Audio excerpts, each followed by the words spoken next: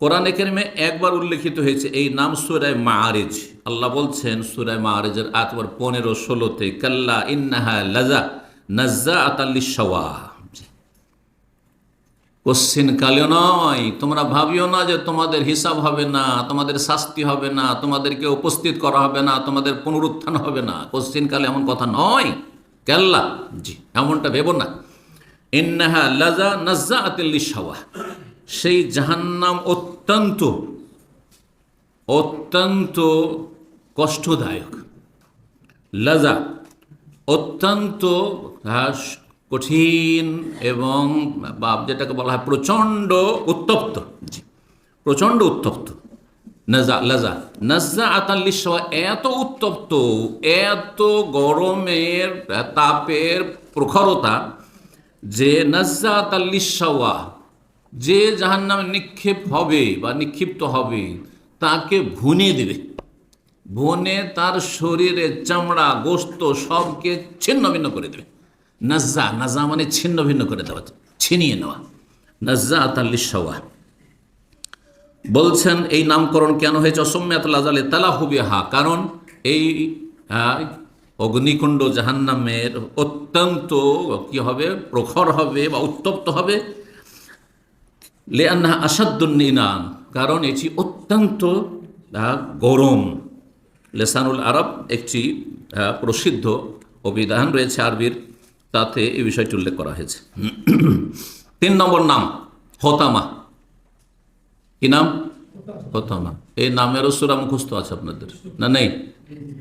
সূরা মুখস্থ আছে, সূরা হুমাযা লুমাযা, হ্যাঁ, ওয়াইলুল লিকুল্লি হুমাযাতিল লুমাযা, ছোট্ট সূরা। কোরআনে কারিমে 2 বার উল্লেখিত হয়েছে না, 2 জায়গায় একই সূরায়। আল্লাহ বলছেন সূরা হুমাযার আয়াত নম্বর 4-7, কাল্লা লায়ুমবাযান্না ফিল হুতামা ওয়া মা আদরাকা মাল হুতামা। এই যে 2 বার এলো পাশাপাশি 2 আয়াত। নারুল্লাহিল মুকাদা আল্লাতী তাত্তালিউ আলাল আফইদা ইন্নাহা আলাইহিম মুসাদা ফি আমাদিন মুমাদ্দাদা।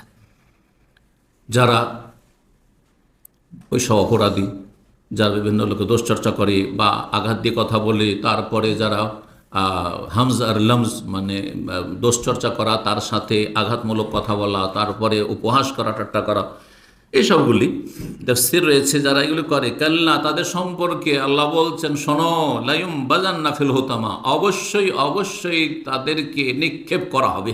কোথায়? হোতামায়, হোতামা নামক জাহান্নামে। ওমা আদরাকা মাল হোতামা, হে নবী, হে মুসলিম, কিভাবে জানবে যে হোতামা বা কি জিনিস? আল্লাহ তার উত্তরে বলছেন, তো তোমাদেরকে জানিয়ে দিচ্ছে, নারুল্লাহিল মুকাদা, আল্লাহর প্রজ্বলিত আগুন। মুকাদা, আওকাদা ইউকাদ মানে আগুন জ্বালানো, এই জন্য চুলাকে মৌকেদ বলা হয়, চুলাকে।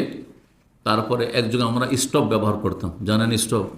যুগ চলে গেছে, গ্যাসের যুগ আসার পরে স্টোভ ব্যবহার হতো।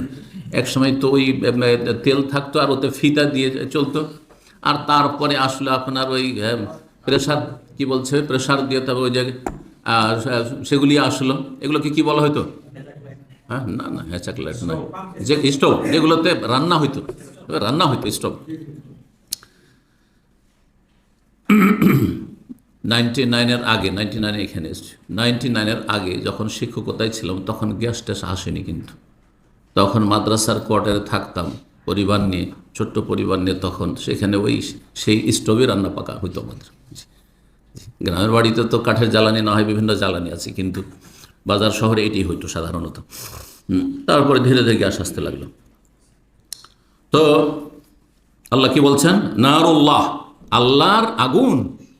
এ হোতামা কি? আল্লাহর আগুন, মানুষের আগুন নয়। আল মুকাদা, যেটা প্রজ্বলিত মানে জ্বলতে আছে। আরে আগুন মাত্র সবে মাত্র জ্বালালেন, আর একটা আগুন কোটি কোটি বছর থেকে জ্বলতে আছে। যখন থেকে সৃষ্টি হয়েছে এই জাহান্নাম তখন থেকে জ্বলতে আছে। মানুষ সৃষ্টির আগে জাহান্নাম সৃষ্টি জ্বলতে আছে, জ্বলতে আছে, জ্বলতে আছে। চিন্তা করতে দেখি, সুবহানাল্লাহ। নারুল্লাহিল মুকাদা আল্লাতী তাত্তালিউ আলাল আফইদা, যা মানুষের হৃদয়কে জ্বালিয়ে দেবে। এই না যে শরীর জ্বালাবে। দুনিয়ার আগুনে মানুষ যদি জ্বলে যায়, তো শুধু যদি চামড়াটা জ্বলে যাওয়ার পরে ভিতরে গোস্ত কিছুটা জ্বলে যায়, তাতে মানুষ মারা যায়, আর বাঁচানো যায় না। এই জাহান্নামের আগুন মানুষের হৃদয়, আফএদা, ফুয়াদ, হার্ট, হৃদয় পর্যন্ত জ্বালিয়ে শেষ করে দিবে।